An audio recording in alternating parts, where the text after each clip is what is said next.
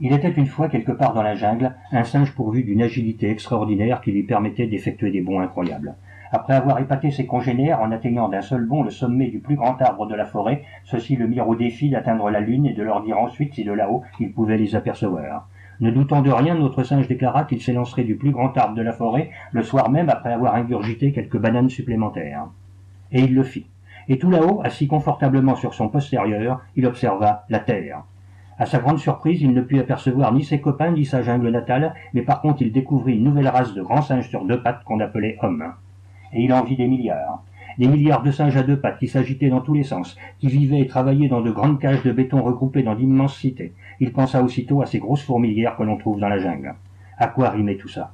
De plus en plus étonné, il constata que la grande majorité de ces singes à deux pattes habitaient dans de grandes villes tristes, ou pire, survivaient dans des taudis insalubres, tandis que d'autres prospéraient dans de somptueuses villas. Plus étrange, il fut bientôt submergé par une espèce de lucidité supranormale qui lui permettait de voir toute l'humanité d'un seul coup, et plus incroyable encore, de saisir les émotions intimes de chacun de ces singes à deux pattes. La lune devait inspirer les singes. Et le spectacle continuait comme un manège fou. Il observa le monde tel qu'il était, ni beau ni heureux, avec un cortège interminable de souffrances et de douleurs. Il y en avait qui riaient pendant que d'autres pleuraient, il y en avait qui jouaient insouciants sur de vertes pelouses, tandis que d'autres étaient enchaînés dans de sombres géoles. Et que penser de tous ces singes devenus vieux, qui devaient se battre contre la maladie et la décrépitude de leur corps, et ces innombrables singes à deux pattes, handicapés physiquement ou mentalement, et pour certains depuis leur naissance. Et le manège tournait toujours, encore et encore.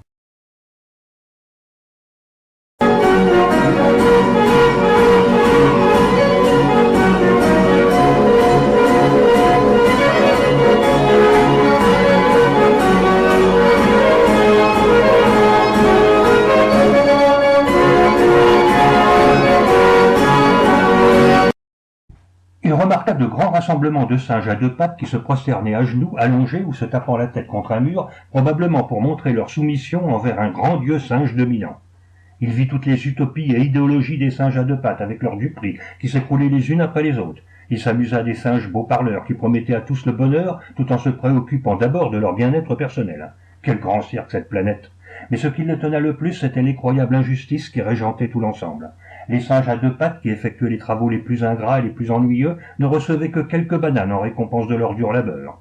Certains singes, plus intelligents que les autres, faisaient des recherches très pointues et recevaient des milliers de bananes en échange, mais ce n'était rien du tout en comparaison des millions de bananes que recevaient les singes qui jouaient au ballon. Plus incroyable, certains de ces singes spéculaient sur les cours des bananes et gagnaient des milliards de bananes pratiquement sans rien faire. Ce monde était tellement effarant et irréel que notre pauvre singe crut faire un cauchemar. Dans cette société des singes à deux pattes, tout était tartufferie, mensonge, opportunisme, égoïsme, fourberie, ruse, hypocrisie, dissimulation, fausseté, supercherie, perfidie, tromperie, comédie, traîtrise, malice.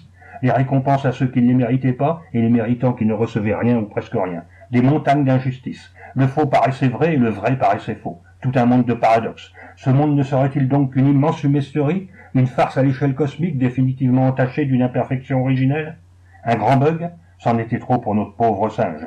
Non, il ne reviendrait pas sur cette terre de souffrance. Il prit son élan et il bondit en direction des étoiles, pour rejoindre le Plérum, le pays de l'éternel sourire.